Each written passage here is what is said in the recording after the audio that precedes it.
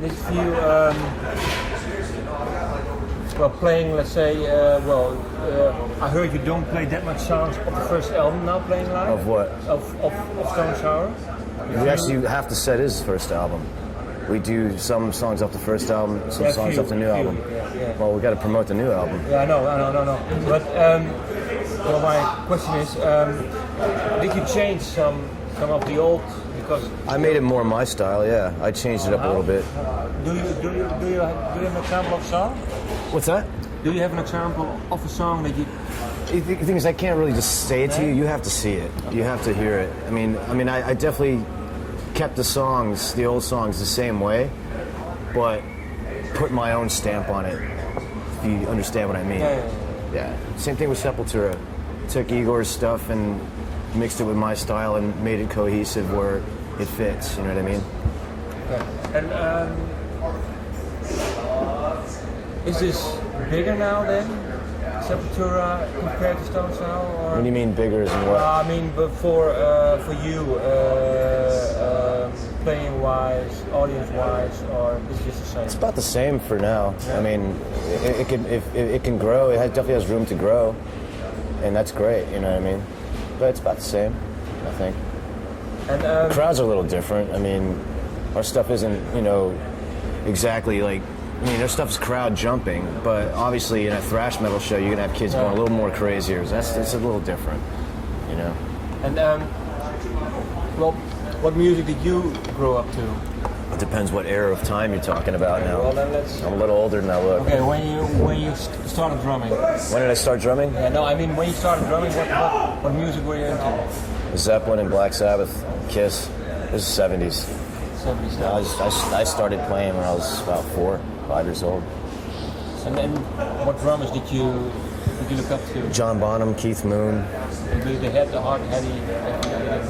Mitch Mitchell, Ian Pace, Peter Criss. Those are my drummers in the 70s. 80s, I was all into pretty much more like bands like Killing Joke and Joy Division. Wasn't really looking on the drummer thing at that time. Maybe Stuart Copeland was a person I used to listen to a lot. Yeah. I used to listen to a lot of Neil Peart as well, like earlier Rush. I used to love all that stuff. I was you saying, well, the 80s you didn't... 80s I was on to punk rock. Yeah? Yeah, that's totally where, that's my scene. I was into anything that was underground at that time, like anything that was from England or Europe or any underground New York stuff. Being from New York originally, I was exposed to a lot of underground music, so that's what I was into more.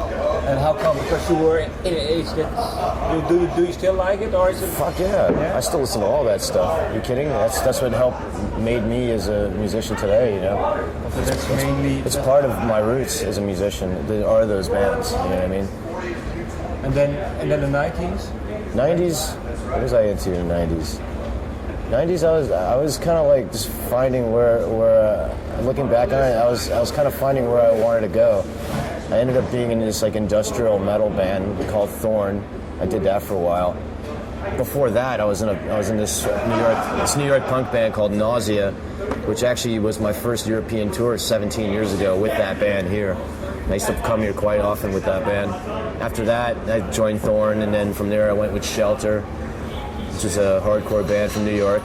We were on Roadrunner as well. I came here with them as well 10 years ago. Then I got into Crisis, which is another band from New York. He was in with two girls that didn't bang either of them. I'll wait for them to quit commenting. But yeah, I jammed with them for a little while. I did an album with Crisis, and then I moved on and started Soulfly with Max, and now I'm here. I mean, 90s. You know what I mean? 90s, I didn't, 90s, I concentrated more on my own shit throughout the 90s. So I didn't really, was following any bands at that time, I was kind of concentrating more on my own shit.